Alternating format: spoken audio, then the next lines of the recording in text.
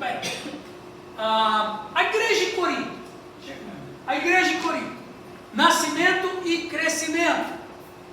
A igreja em Corinto foi fundada pelo apóstolo Paulo, ou Saulo de Tarsis. Saulo de Tarsis. Gabaritado de vez em quando, né?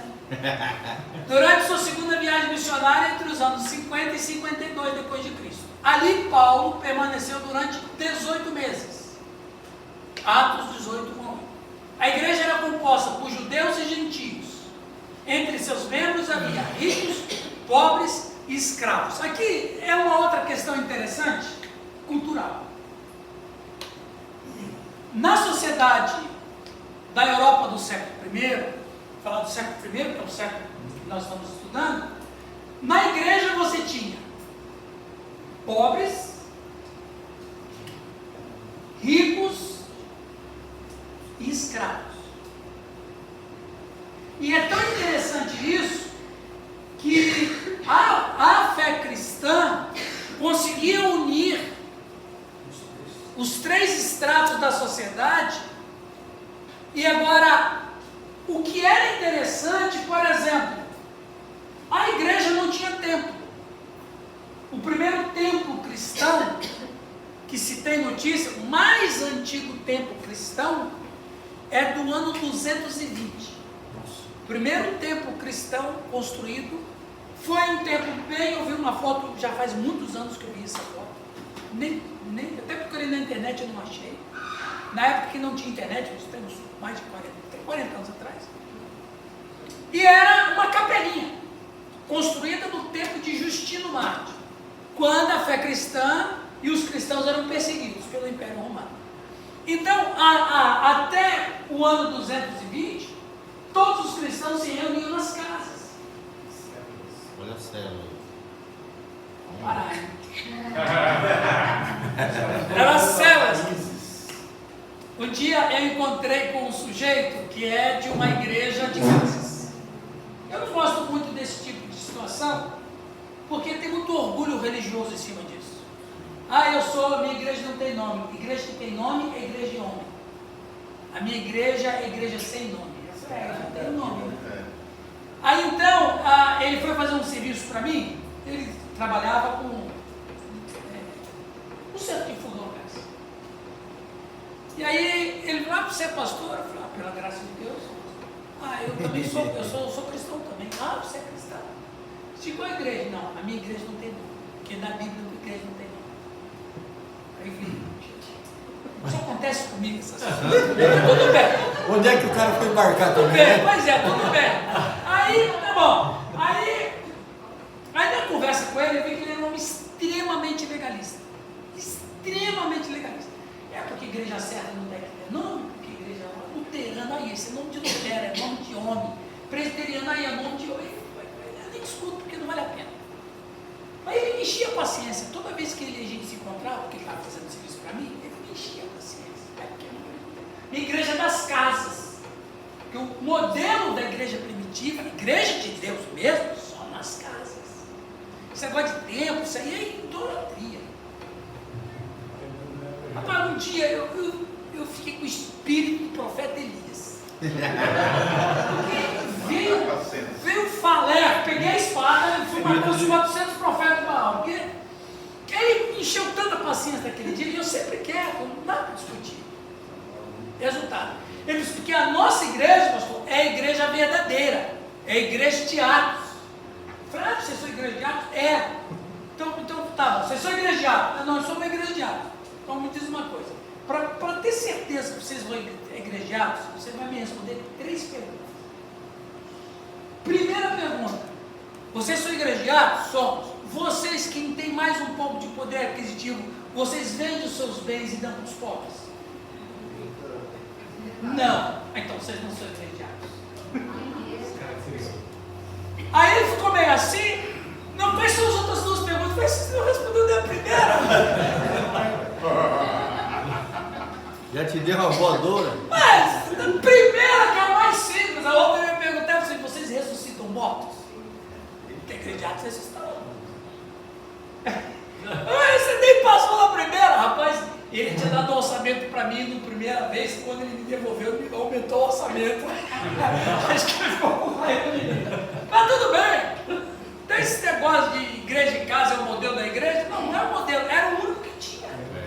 Mas esse pessoal E era por Tinha causa que da começar do perseguição. zero. Hã? Eles são da editora Árvore da Vida. É uma seita. É sim, é uma eles seita. é uma seita. Que Árvore lá da na frente, Vida. lá na frente, eles até o evangelismo prostituto, usar a esposa como prostituto para ganhar uma alma para. É, não, eles são ferozes.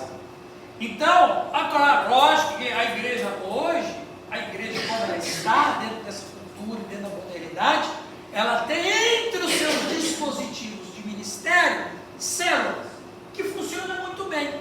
Esse modelo celular que nas igrejas vocês fazem, era meio parecido com o que tinha lá. Por que eu digo meio parecido? O apóstolo Pedro não vai chegar lá para pregar. A Assembleia de Deus lá em São Paulo é ponto de pregação nas casas. Agora, veja, falando da igreja primitiva, nós temos muito romantismo com eles, mas eles não eram tão santos assim não. Primeira disciplina que teve, morreu 2. Primeira disciplina, morreu 2. Você imaginou? Fala, Edinho. Faltou a terceira pergunta. Qual? Qual é a terceira pergunta? Ele quer saber. Você vai, A terceira pergunta é se eles estavam prontos para morrer para Cristo. Ei, Porque a igreja primitiva morreram por causa de Cristo. Então eu fui a mais fácil. Quem tem dinheiro lá, vocês vendem as propriedades e dão para os pobres? Não, então vocês não são igreja. Mas e as outras vão, mas é a mais fácil de estar reprovado, imagina as duas vezes. Então, as igrejas, por exemplo, olha o Império Romano, ele caiu em 476, o Império Romano Ocidental. O Império Romano Oriental caiu em 1492, com a queda de Constantinopla. Os turcos, os árabes, turcos otomanos. os otomanos, que o Império Longo caiu em 1917. Tem 600 anos de Império. Ok. Mas o Império Romano no Ocidente caiu historicamente em 476. Mas na verdade, o Império Romano já foi caído já no século I. Como? Assim. Tem um senador romano que está doente. Viu, Rio? Pastor Rio. O homem está doente, não dorme faz muitos meses, já orou para todos os deuses que ele podia, fez o que podia, o que não podia, não curou, não fez nada. Aí um escravo dele, vendo ele sofrendo desse jeito, então o escravo falou assim: eu posso orar pelo senhor? Orar? Pode. Para que Deus? Porque eu já orei para todos os deuses, eu vou orar para Jesus Cristo. Ah, Jesus Cristo, aquele que foi crucificado, é esse. Ele é Deus, ele é Deus. Bom, pode orar, porque oração demais não tem problema. Né? Aí o cara foi, não orou para ele, porque ele é um escravo, não pode orar. Ele é um escravo, vai orar no quarto dele. No outro dia de manhã, o homem amanheceu curado. Amanheceu curado. Aí ele chamou o escravo e falou: rapaz, esse seu Deus é bom mesmo, hein? Eu estou curado, não tenho mais dor, dormi a noite toda. Olha, eu estou curado. Estou curado. Aí eu disse: ah, que bom que o senhor está curado. Como é que eu posso fazer para agradecer o seu Deus? Ah, nós vamos ter um culto hoje. Você não quer ir lá no culto? Vamos. Inclusive, quem vai pregar lá hoje é o apóstolo Pedro. Ah, então eu vou lá. E ele foi lá. Quando ele chegou lá no culto, ele descobriu que o escravo dele era presbítero da igreja. E o homem lá se converte. Ele se converte a Cristo. Quando ele está lá na casa dele, chega um colega do Senado Romano lá. Aí o colega do Senado Romano chega lá e diz assim: cara, é impressão minha ou aquele escravo aqui falou: para o seu irmão? Não é. Isso mesmo. Como irmão? Ele é escravo. Não é mais meu escravo. Ah não, olha, eu não tenho mais escravo na minha casa. Não tem não. Por quê? Porque são meus irmãos. Mas essa casa é sua. Não é mais minha. Essa casa é de todos os irmãos. Mas você está louco, rapaz? Não, eu encontrei Deus. Que Deus é esse que você encontrou? Eu encontrei Jesus. Jesus mudou o mundo. O Império Romano começou a cair. Percebe? Então, é o que o Justino vai dizendo no ano 200, que o cristão está em todo lugar do Império. Então, a igreja, ela reunia nas casas. Eles não tinham lugar para reunir, eles reuniam nas casas. E nas casas, as coisas aconteciam de maneira gloriosa. E as células que vocês têm esse princípio de uma fé doméstica, de reunir um grupo de irmãos em casas. E é isso aí mesmo. É só uma curiosidade de saber que lá na igreja tinha escravos junto com os patrões. Alguém lê para nós aqui? Paulo chegou a Corinto por volta de 50 depois de Cristo. Inicialmente ele proferia todo sábado um discurso na sinagoga e persuadia judeus e gregos. Atos 18, de 1 a 4. Todavia, depois de enfrentar oposição e linguagem ultrajante entre os presentes na sinagoga, o apóstolo Paulo voltou sua atenção para as pessoas das nações, os gentios em Corinto, informado pelo Senhor numa visão, tem muito povo nesta cidade. Olha, o apóstolo, Interessante. mesmo aí. Ou quase falei em língua.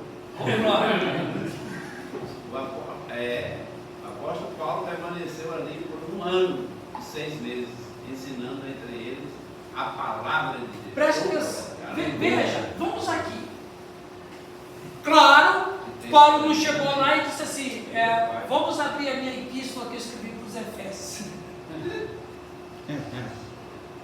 Veja, olha essa fala de Deus. O Paulo, colérico, cabeça quente, nervosinho, vou embora. Os caras estão me ofendendo. Estou num debate de alto nível, os caras estão me ofendendo. Eu vou embora. Igual o Rio está fazendo aí, indo embora. Ó, eu vou tirar uma foto aqui do slide. Fica à vontade, professor. Aí, Vai mandar chamar. o Paulo falou assim, eu vou embora. Não quero mais ficar em Corinto. Aí o que Deus falou para ele? Vai não. Muita gente. Que gente? Não tinha ninguém convertido. O que Deus está falando aqui? Não tinha igreja. Ele estava debatendo filosofia e teologia na sinagoga. Com os judeus, ele debatia teologia. Com os gregos, ele debatia filosofia.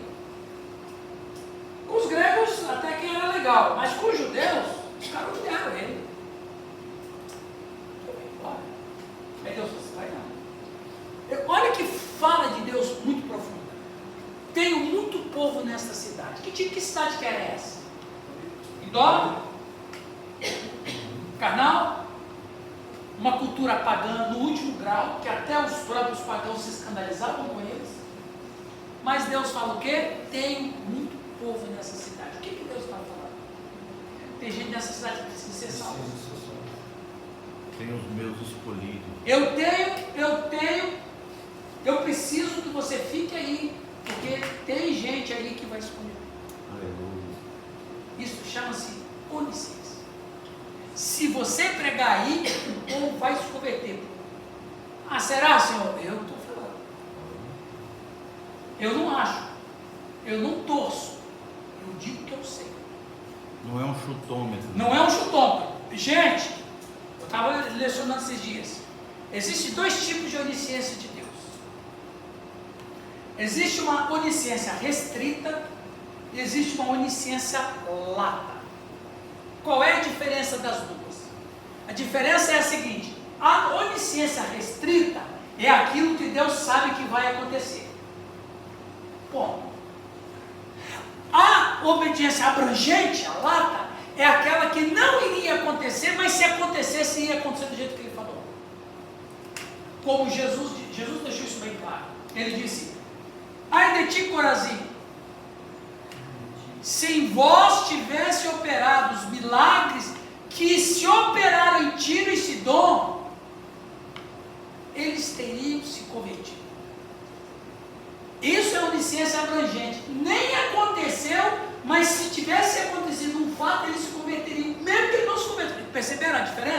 quanto do livre-arbítrio. Uma coisa é Deus saber o que vai acontecer. Outra coisa é Deus saber o que vai acontecer mesmo que não tivesse acontecido. Se tivesse acontecido, seria daquela forma. Como é que é o nome da segunda? Onisciência lata, abrangente. Restrita e abrangente. Isso é uma coisa profunda. Aqui está a onisciência restrita.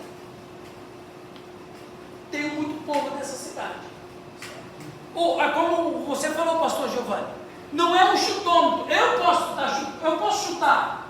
O pastor Milton pode chutar. Olha, eu acho que se a gente pegar a célula e fazer naquela casa, naquele bairro, eu acho que vai dar certo. Bom, pode dar, pode não.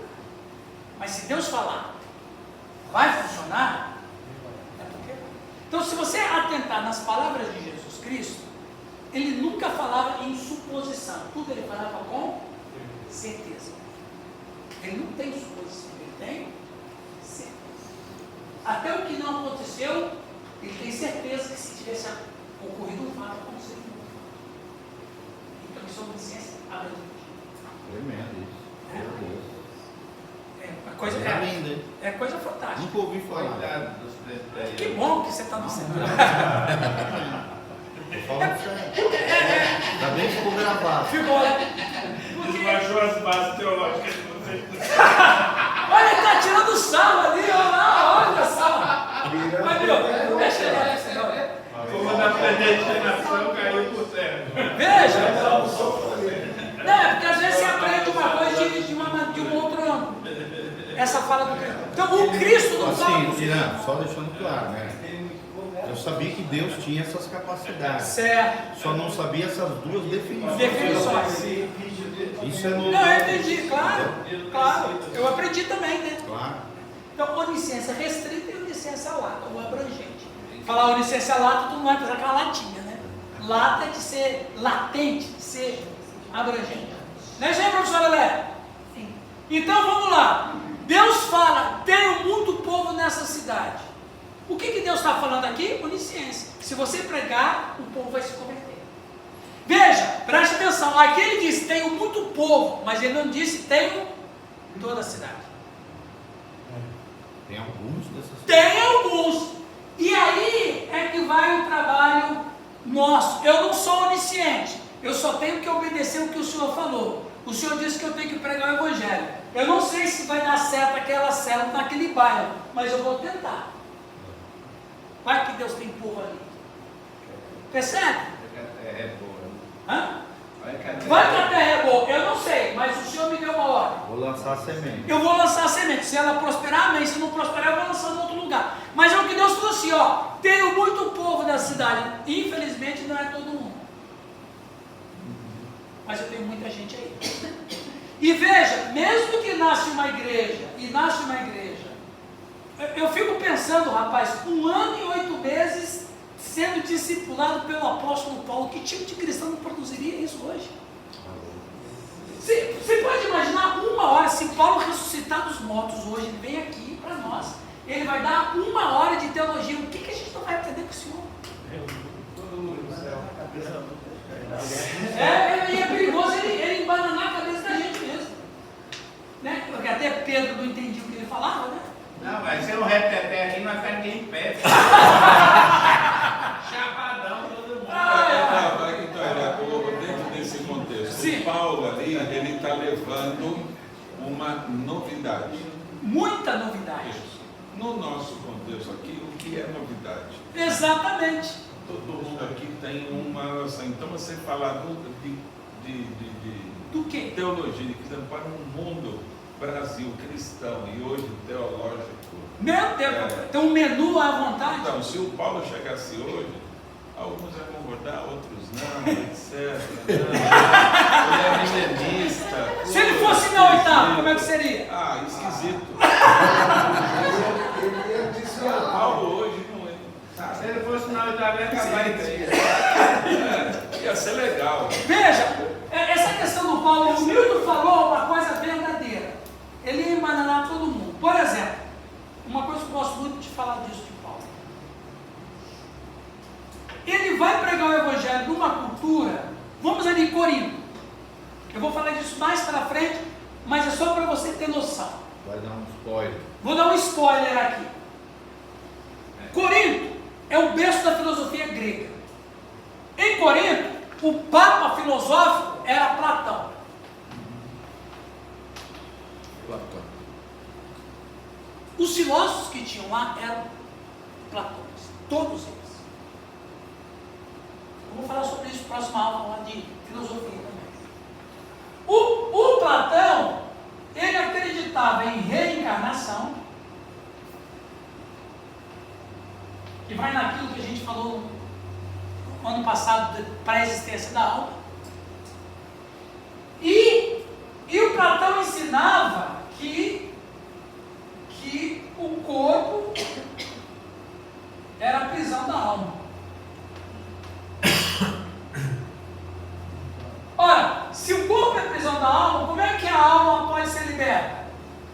Pela morte. A morte, por causa de Platão, se transformou numa deusa, Thanatos. Thanatos, que em grego significa morte. O apóstolo Paulo, ele tem um discurso, ressurreição.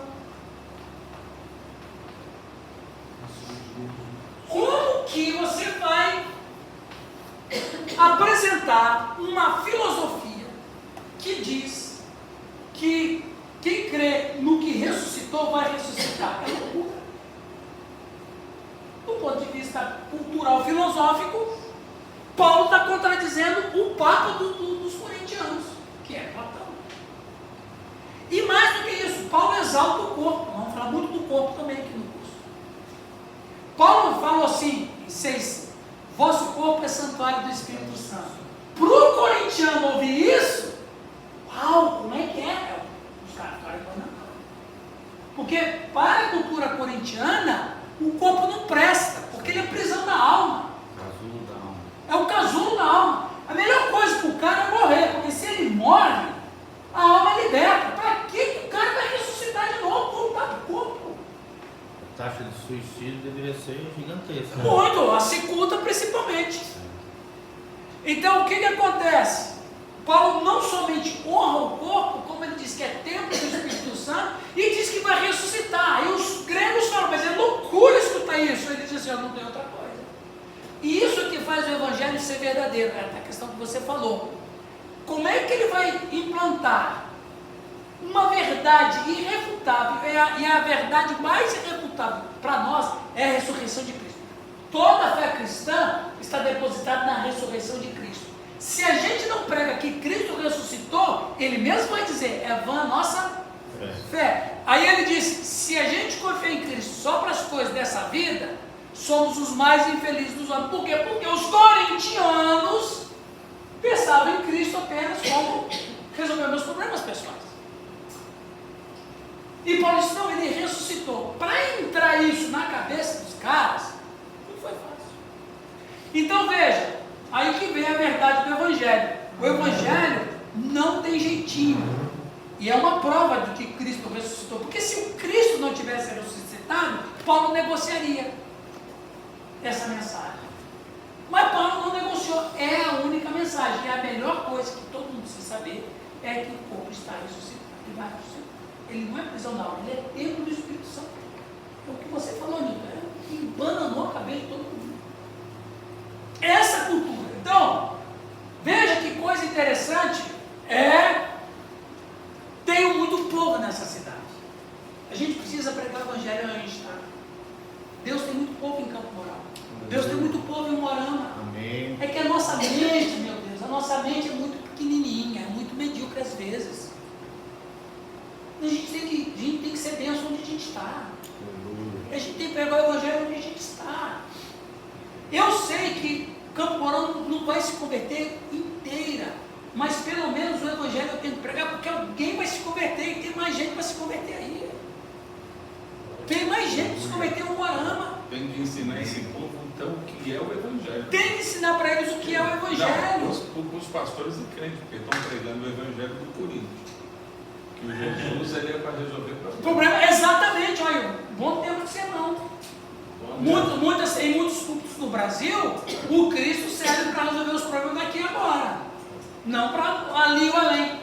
essa frase que uma vez eu falei, né? Queremos o Cristo aqui e agora e não no ali e no além. Eu acho melhor você mudar o termo e chamar o povo de Corinto, porque esse negócio de ficar ouvindo corintiano não tá fácil. Não, é difícil. Isso, nessa primeira aula a gente aguenta, mas na segunda não. Fala, Zó. O caso ali que fala que Deus falou assim que tinha muitas pessoas ali que iam ser salvas, né? Aham. Nós não sabemos qual das pessoas vai ser salva. Então a gente tem que pregar, a gente vai encontrar duas questões. Uns vão aceitar Jesus, agora tem outras que não vai aceitar, e no caso é isso que você falou aí do rapaz que eu vou trabalhar. Então Deus às vezes não quer trabalhar naquela pessoa, ele quer trabalhar na gente. Então, Trata a gente, para ver se ele vai ter paciência, vai ter amor, para ver se não vai. e tem outro detalhe, pastor Oswaldo.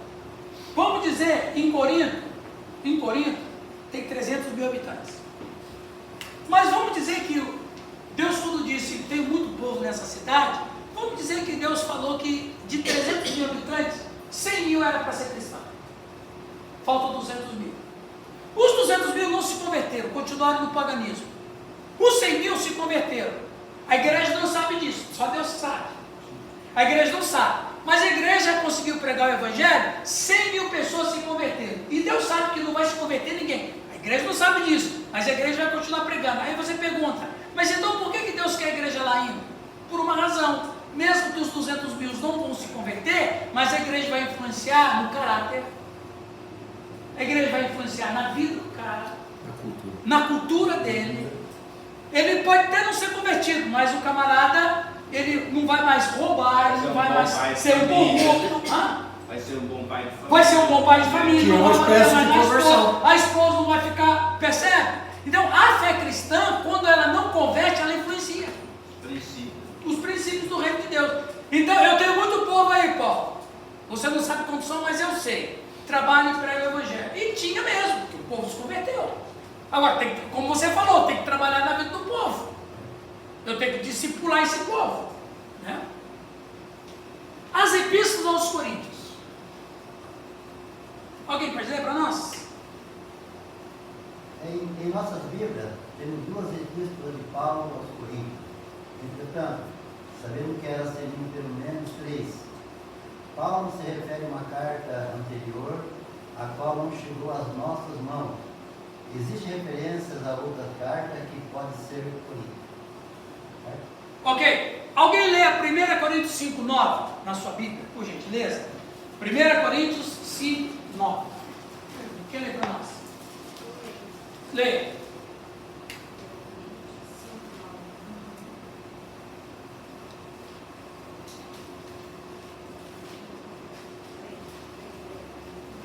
Já folhear ali, Ana. 5:9. Já por carta vos tenho escrito que não vos associeis com os fornicadores. Ou seja, se em 1 Coríntios ele diz que já em carta vos escrevi, então os 1 Coríntios não é mais primeiro. Então não foi colocado na Bíblia. Não, nem sabe o que eles fizeram com a carta. Não achou aí. Mas é parecida na carta de Corinto. Vamos chegar lá. Então veja, só esse texto que a Ellen leu já desautoriza 1 Coríntios ser chamado de 1 Coríntios. Vamos lá. Vai. Não vai te apaixonar por Gente, falar filho. nisso, a autoridade está me chamando. Dois metros de fio. Você que não abre desce não, viu?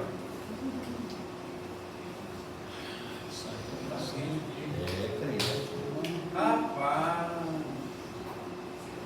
tem muita gente lá em Quinta do Sol. É mesmo? Tem muita gente na Araruna, cara. Tem um dentro da igreja. No Arama nem se fala. Tropical que tá perdendo. Tá querendo voltar lá, hein, pastor? Lá tem mais gente que vocês imaginam. 1/8 lá em Quinta do Sol? Muito bem, pessoal. Não, lá já tem a primeira. Então já desautoriza 1 Coríntios e 1 Coríntios. Não, então 1 Coríntios se torna 2 Coríntios. Né? É as loucuras, né? E em 2 Coríntios 7, 8, 2 Coríntios então é uma festa. Porque quando você lê 2 Coríntios, você vê, ao mesmo tempo ele briga, é o que você falou, Rosa. Os corintianos dizem assim, corintiano é metida besta, né? Os corintianos dizem assim, você não tem coragem de falar isso na nossa frente. Aí logo depois Paulo está pedindo oferta. Quer dizer, é impossível você está brigando com uma igreja e logo em seguida você está pedindo oferta. Não tem nada a ver um tema com o outro. 2 Coríntios, você lê 2 Coríntios, tem texto que você não entende. Não é que você não entende teologicamente, você não entende historicamente. Porque tem uma coisa acontecendo aqui que é confusa. Então, existe então a teoria. 1 Coríntios é 2 Coríntios. 2 Coríntios até o capítulo 7 é 3 Coríntios. E 2 Coríntios, do capítulo 8 em diante, é a 4 Coríntios. Essa é. Mas vamos continuar lendo isso aqui. Né? Alguém lê para nós? Alguns comentaristas, alguém lê? Alguns comentaristas sugerem que a carta mencionada em 2 Coríntios 7 e 8 seja uma outra epístola. Alguém lê 2 Coríntios 7 e 8, por favor? Enquanto o Raul continua lendo. Nesse caso, teríamos 4 epístolas.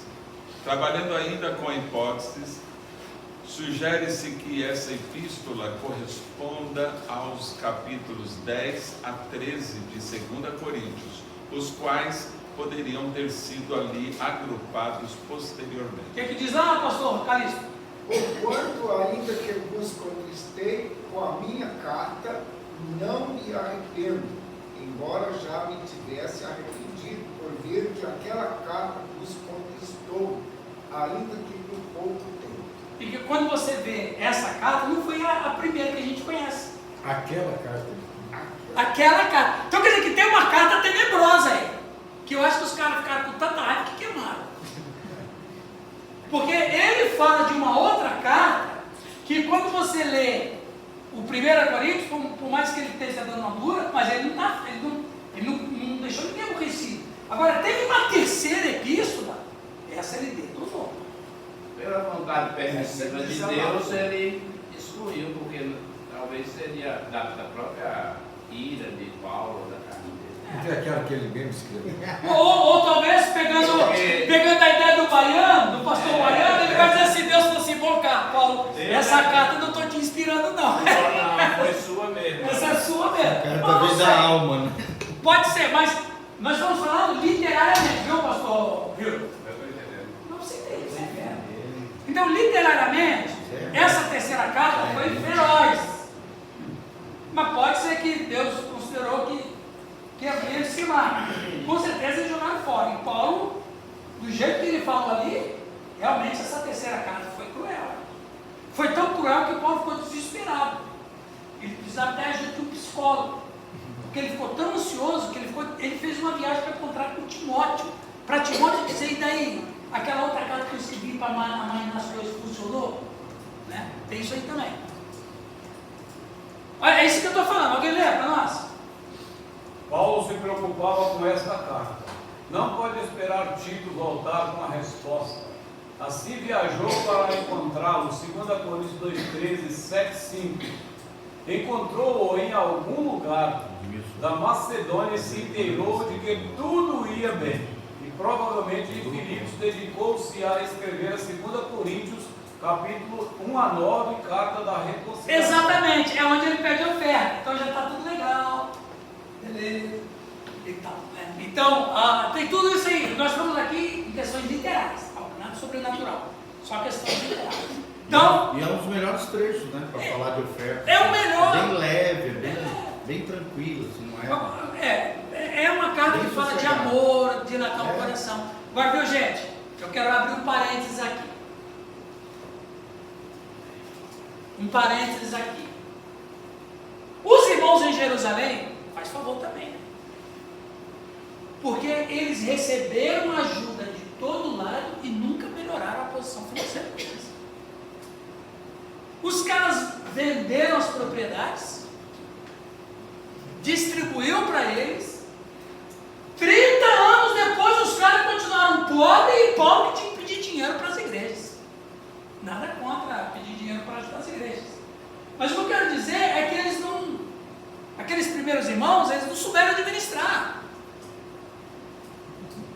O que está rindo, pastor Giovanni? Agora, o ódio Era um administrado. petista. O do MST. Agora, Qualquer semelhança hoje é mera É mesmo, coincidência, né? é o administrar ou Eu eles tentei- recebiam Eu tentei e não distribuíam? pensar. Não. E por isso Não, não, muito bom. Não, a igreja, a oferta para a igreja em Jerusalém não era a igreja coletividade.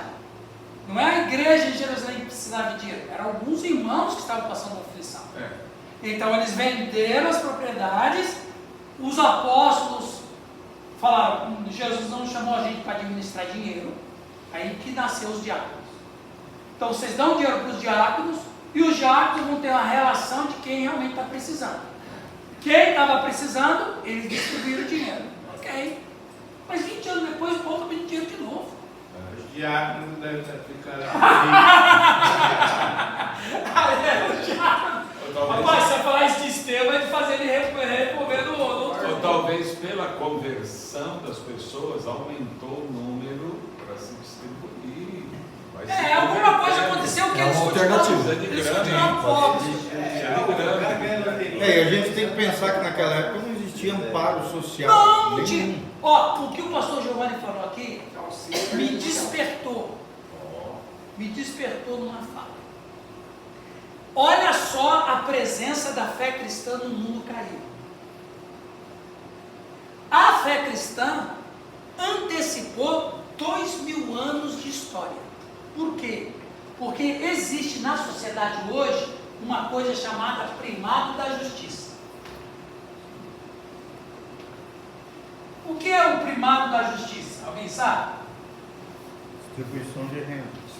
Primado da justiça é o seguinte: todo cidadão de uma localidade pode ser um mendigo, pode ser quem quer que seja. Ele está protegido pelo Estado. Se tem um necessitado dentro de um Estado, o Estado tem o dever de cuidar do necessitado. Então o Estado está falando. Influência do Rei de Deus. Então veja, presta atenção. Olha que coisa que o pastor Giovanni falou. A igreja antecipou em 2000 anos o primado da justiça. Roma não estava nem aí se tinha pobre, escravo ou gente passando fome. Roma precisava encher o cofre. Se tem pobre necessitado, que se lasque. A igreja foi o primeiro movimento da história a dizer o seguinte: se tem alguém carente entre nós, nós temos que cuidar deles. Glória a Deus. Olha, vamos voltar ao que eu falei com o pastor Oswaldo. Olha a influência da igreja. Ela precisa fazer obra social também. Sim. Mas isso é obedecer a Cristo. Claro, está dentro do kit amor. Amar uns aos outros. Então, mas o Estado, viu, Calixto? O Estado, ele tem que cuidar dos seus pobres. O Estado tem que cuidar. Como que ele cuida dos pobres? Oferecendo serviços públicos. Os impostos, boa parte dos impostos é para isso. Ok? É para ser revertido para isso. Então, a obrigação do Estado de cuidar dos seus necessitados. Mas em Roma, na época do século, não tinha isso, gente. É só para ter uma ideia, né? Até os presidiários, os cárceres, quem estava na cárcere, só comia se os seus parentes ou amigos trouxessem os mantimentos. E a mesma coisa com os cuidados médicos. Exatamente. Não existia, ele era jogado numa masmorra e lá os parentes e amigos tinham que trazer comida e cuidados médicos, senão o cara morria lá. Morria lá. Ostracismo. Não tem, exatamente. Então, e o objetivo hoje, pelo menos na teoria, é de a ressocialização do presidiário. Porque o Estado tem esse dever. Então, mesmo que ele seja um criminoso, ele acaba sendo um cidadão. Mesmo um criminoso, é um cidadão. O Estado tem que cuidar dele. Vai cuidar dele na cadeia? Vai. Como? Oferecendo isso que você está falando. Pelo menos o mínimo para ele sobreviver. Mas em Roma, no século I, não tinha isso. Então, o que a igreja fez? Ela antecipa 2000 anos de história e diz: se tem alguém entre nós passando necessidade, nós temos que cuidar. Tipo assim, na minha visão, assim, né, eu pensando assim, e quando a gente faz... Aí vem coisa boa, hein? A gente tem um ministério, não tem um ministério? Pastorado, presbitério. Então, esse ministério que nós recebemos de Deus aqui, para nós fazermos que pregarmos, ou a que seja, eu considero um meio ministério. Para se completar o meio ministério, você tem que levantar aquele que está caído, senão não é ministério. Tem que cuidar, lógico. E o Paulo vai dizer aos da família e da fé. Agora ali, pessoal, Paulo recebeu notícias de várias fontes a respeito dos problemas em Corinto. Os fofoqueiros de Paulo. O Zaco comeu solto. Fofoca comeu solta. Chegaram notícias daqueles que pertenciam à casa de Cloé, que relatavam as contendas que dividiam a igreja. O apóstolo, é o seguinte, tá feia a coisa em Corinto. O pastor que você deixou lá, tadinho dele, eles estão atropelando o pastor que deixou lá. Estéfanos, Fortunato e Acaico também levaram notícias em sua visita. 1 Coríntios 16, 7. Por meio de contato pessoal, puderam completar a informação que Paulo tinha. E aí, o Estéfano, como é que está a coisa lá em Corinto? O Cloé me mandou uma carta dizendo que a coisa está feia lá. Paulo está imundo, está pior do que ela escreveu aí. Ela amenizou a situação. A coisa lá está pior. Aí Paulo, né? Diz que a carta não era imediata, né? Não era. Tempo, né, quando chegava lá. Até a carta chegar em Paulo, a igreja estava se destruindo, não fazia tempo. Também recebeu notícias em uma carta na qual a igreja de Corinto pedia a direção de Paulo em distintos problemas. 1 Coríntios 7:1, Paulo começa dizendo: quanto ao que me escreveste, então quer dizer que Paulo recebeu uma carta da igreja. Em resposta a ela, Paulo escreveu 1 Coríntios, enviou a esta cidade, ao que parece, por meio de Timóteo. 1 Coríntios 4:17. O resultado da carta foi que as coisas pioraram. Eles queimaram essa carta, eu acho. E embora não temos relato direto das coisas, podemos deduzir que Paulo teve que fazer uma visita pessoal a Corinto. Em 2 Coríntios 12:14, Paulo escreve: eis que pela terceira vez estou pronto a ir ter convosco. Então quer dizer que ele já tinha ido antes. Ou seja, a relação apóstolo e igreja não era boa. Não era boa. Eram visitas terríveis. Né? Terríveis. De confronto. Né? De confronto. A visita não teve bom resultado. Você imagina, o apóstolo Paulo, ele era um cara bem colérico, bem duro, bem cabeça. Ele era cabeça dura mesmo. Né? Imagina pegar uma igreja, e tinha que ser um cara cabeça dura para fazer o que ele fez. Um sujeito igual o Raulzão não ia dar certo, não. Um sujeito igual eu não ia dar certo, não. Tinha que ser um teste de ferro com o Paulo. Mas ele às vezes não agia com sabedoria. Né? A carta foi produto de uma grande angústia mental. Foi tão severa que Paulo estava quase arrependido de havê-la enviado. Isso é bem típico, né, do colega. Faz as coisas com raiva. Depois pede perdão. Depois a adrenalina baixa. Puxa vida, será que foi legal? Aí a tese do Rui não procede, viu? A sua tese procede, viu? Claro. A sua tese procede. Deus falou assim: eu não estou inspirando essa carta aí, não. Os eruditos a chamaram de a carta severa. Temos a carta? Obviamente não pode tratar-se de 1 Coríntios. Claro que não. 1 Coríntios, por mais que tenha algumas exortações, é uma carta tranquila. Devido ao fato que esta é uma carta angustiada e manchada pelas lágrimas. Quando Paulo a escreveu, é evidente que a situação já estava controlada. Então, 1 Coríntios, quando a gente conhece como 1 Coríntios, as coisas já estavam... Quer dizer, controlada não quer dizer resolvida. Não, né? controlada, exatamente. Dá para ler aqui sim, né? Não. Dá para ler? Não dá? Eu leio. Para ler. Em destaque estavam a divisão e a imoralidade. A carta revela alguns problemas culturais gregos típicos dos dias de Paulo, incluindo a grande imoralidade sexual da cidade de Corinto. Os gregos eram conhecidos por sua idolatria, filosofias divisórias, espírito de litígio e rejeição de uma ressurreição física. Isso eu já acabei comentando com vocês já. A principal, pode ler? Olha, a principal divindade da cidade era Afrodite, ou Vênus, deusa do amor, licencioso, e milhares de prostitutas profissionais serviam num templo dedicado a sua adoração. O espírito da cidade apareceu na igreja e explica o tipo de problemas que as pessoas enfrentavam. Em destaque... Não, você já falou, né? Aqui também pode. Também revela alguns dos problemas que os antigos pagãos tinham em não transmitir experiências religiosas anteriores à experiência de ministério do Espírito Santo. Gente, hoje, só um parênteses, hoje a nossa sobrenaturalidade já é uma sobrenaturalidade com a mente cristã por de fundo. A sobrenaturalidade em continua. Eles podem ter associado algumas das extravagâncias frenéticas do paganismo como exercício de dons espirituais. Você trata dons espirituais hoje, você, em geral, em linhas gerais, você vai numa igreja, por exemplo, você foi na igreja do pastor Oswaldo, se algum irmão falar em língua lá, é isso aí mesmo. É assim ou não é?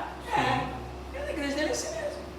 O Espírito Santo se manifesta e alguns irmãos têm um dom de... Mas em Corinto, tem um camarada falando em língua, eles vão dizer que é o quê? Eles vão dizer, alguns vão falar que é o Espírito Santo, alguns, mas outros vão pensar que faz parte das antigas magias pagãs. Eles não conseguiam discernir o que vinha de Deus e o que vinha do paganismo. Ó, eu trouxe uma cultura para vocês e talvez poucas vezes vocês vão ouvir o que vocês vão ouvir agora. Pode ser que você já conheça. Pode ser que não conheça. Alguém aqui, eu só trouxe um exemplo. Gente, o século I era permeado de sobrenaturalidades. A espiritualidade no século I era uma espiritualidade pagã.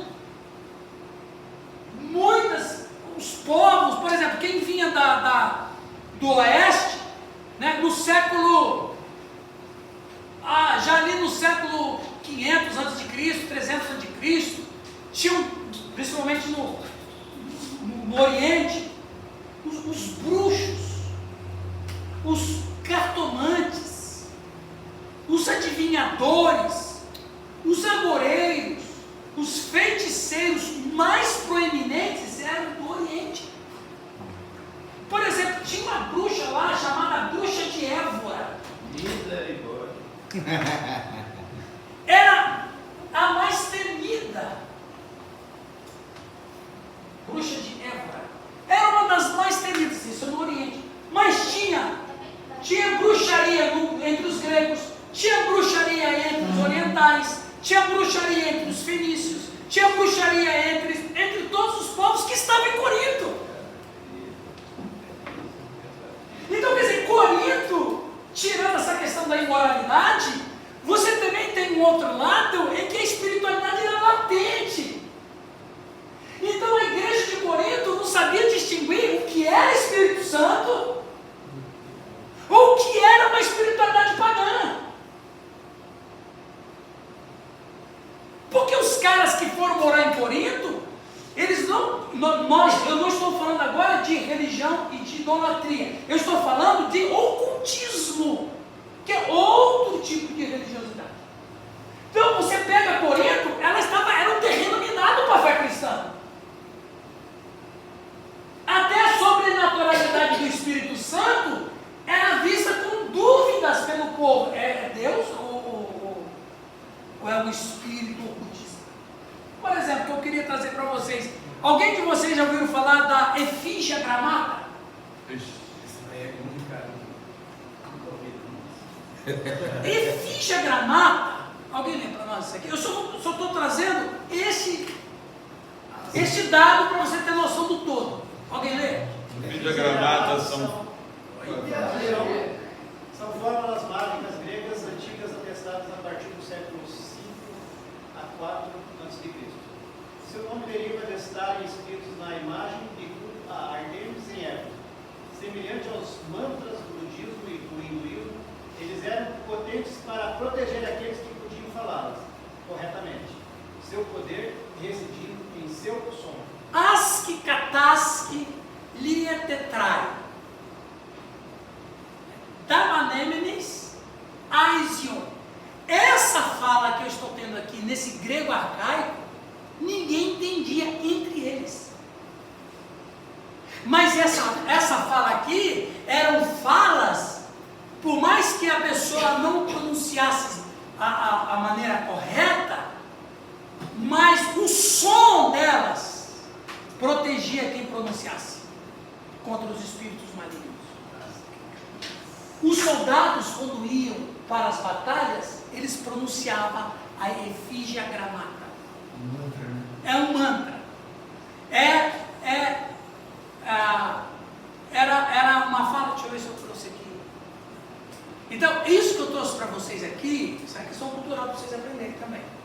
Essa efígia gramata era um mantra de ocultismo que protegia a pessoa que, o som dessa frase, protegia o seu possuidor. Aí você vê lá na igreja de Corinto, um cara falando em língua, o cara fala assim, a efígia gramata aqui. Mas era quase igual a pronúncia? Não, mas então, a pronúncia, ninguém sabia essa pronúncia. Se lia assim, mas ninguém sabia o que ela significava. Algumas pessoas vão dizer que lietetrakis está falando sobre trevas, afasta de mim as trevas, alguma coisa nesse sentido. Nem os eruditos conseguem interpretar isso. Tem muita dúvida sobre o que de fato significa essa frase. Mas eu quero dizer para vocês, não é para a gente aprender isso aqui também, você quer aprender? Como é que é? Não é para a gente aprender corretamente o que significa a efígia gramata, mas só para a gente ter noção que isso aqui era comum em Corinto. Aí você chega lá, o cara falando em língua, o cara está falando de efígia gramata aí. Mas fora é uma cidade multicultural. Multicultural. Vários idiomas, várias linguagens. Exatamente, multicultural, multirreligioso, ocultismo. Gente, a igreja morava num campo minado, pelo amor de Deus. De língua estranha nós entendemos, é verdade. Hã? De língua estranha nós entendemos. Alguém pode dizer para nós? É língua estranha. Acho que a igreja dele é complicada. Pois é, Milton. Um pastor Milton acabou de falar uma pérola. Fala, Milton, de novo aí que nem todo mundo ouviu. Tem pastor que acha que a igrejinha dele é complicada. A igreja dele, ela é servida por um pastor que estudou teologia, que conhece teologia, que conhece a história, que conhece a Bíblia, conhece a história da Bíblia, que está implantada numa cultura cristã. Que problema os caras têm? É verdade, o Nilton falou uma verdade. Que problema que o Giovanni tem? Glória a Deus. É uma benção. Isso aí não é um problema. É uma benção. Vai mexer com quem está quieto, vai. Esse é uma benção. Vai mexer. É um baiano lá. O baiano na rede. É um baianinho valoroso. Vocês vão deixar barato? O baiano na rede. Só um instantinho. Fala. Era pra ele. Era para ele? Pastor, Tudo céu. Todo o céu. Ah, já falei. Paradinho. Barão valoroso. tem uma parte na palavra que fala que falar em línguas tem que ter alguém para interpretar? Sim, é o próprio Coríntios que fala. Não foi a partir desse momento, então? Olha, foi a partir de muita coisa. E o que você está falando faz sentido. Porque confundir dons espirituais com ocultismo não era coisa nada difícil. Não era mesmo. Pastor, mais uma dúvida. Não foi na casa da rocha, tá? Foi na outra igreja que a gente Já está tirando. Hein? Sim. Calmou o povo lá no final do culto, lá na frente, e daí uma moça lá começou a espernear, a gritar e falar outras línguas. Assim, eu não entendo, eu não sei interpretar. Pode ser, a gente até comentou de uma vez que parecia que estava endemoniado. Pode ser. Né? E aí, no caso, não teria que ter uma pessoa para interpretar essas coisas. Como que funciona essa interpretação? Bom, eu tenho dúvida disso. Tá bom, eu vou falar disso em 1 Coríntios 12. Vamos terminar de ler isso aqui. Isso aí dá muita discussão. Acredita-se, quem vai ler, por favor? Acredita-se que as palavras tenham sido inscritas no pedestal da estátua de Ártemis, a deusa grega da estratégia, da lua, da caça raça e da obstetrícia. Esta estátua foi colocada no coração do templo de Artemis, construído por volta de 550 a.C. A fórmula fascinou tanto os escritores pagãos quanto os cristãos. Aí voltando à imagem ali, aí na porta desse templo aqui tinha essa estátua de Artemis ou Afrodite, e ali tinha a efígie gramada. Agora, do lado, preste atenção, que deusa que ela era? Da fertilidade. Eles tinham uma festa anual, eles colocavam um pênis de granito num altar, pênis de um homem. E nessa procissão, viu um carro alegórico, 20 rapazes, entre 17 e 20 anos de idade. Esses rapazes vinham tocando música, era uma procissão mesmo, era uma festa cultural. Chegavam perto da porta desse templo, e ali tinha a estátua da Artemis, Afrodite, e tinha esse pênis de 2 metros de altura em grandinho. Decepava o pênis desses rapazes e atiravam nesse altar que era o pênis. Para as famílias, era uma glória que o filho está sendo sacrificado. Eles não morriam, né? Alguns morriam por causa da hemorragia, mas outros não morriam, se transformavam em um castrados. Arrancavam os órgãos genitais, jogavam aos pés desse pênis de granito como uma forma de adoração. Eles faziam uma vez por ano isso. Para você ter noção, para a gente ter uma pequena noção do que de fato eram os cultos pagãos. Não era só sexo, tinha isso aí. E era aqui na porta desse templo. Vamos partir para a parte final? Pastor, posso fazer uma pergunta? Faça. Porque me trouxe você falou de todas essas adorações a vários outros deuses, mas isso na prática, na vida real, quando nós somos cristãos, nós manifestamos a nossa fé em Cristo Jesus e às vezes temos algumas manifestações, né, de curas e tal. Essas manifestações a esses outros deuses traziam algum benefício para ele, nem que fosse por outros deuses, mesmo tipo de demoníaco, alguma coisa assim ou não? Trazia algum benefício, sim. Até mesmo porque muitas dessas doenças, lembra que Jesus, quando ele fez um mudo falar, ele era um demônio, fez aquela senhora encurvada andar direto, reta, porque ela tinha um demônio de 18 anos que estava oprimindo ela. Então, às vezes, pode ser que tenha uma maldição, alguma coisa, que o próprio Espírito maligno. Também é a casa de Deus Edu, né? Que eles falam, você está expulsando por Espírito. E daí no caso não é expulsão, é simplesmente a pessoa que sai. Tem um comentário. Alguém falou bem assim uma vez: Jesus era exorcista? Não, ele nunca foi exorcista. Sabia disso? Sabia que Jesus nunca foi exorcista? Por quê? Porque só pode exorcizar pecadores. O Cristo é rei dos demônios também. Então ele dá ordem para os demônios saírem. Agora quem faz exorcismo somos nós. Nós não somos Deus. Entende? Essa é a diferença básica.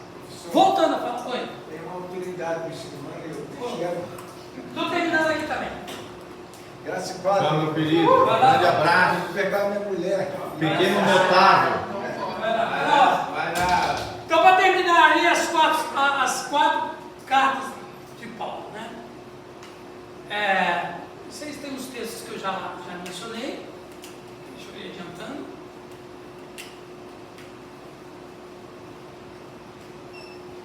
E aí a gente começa agora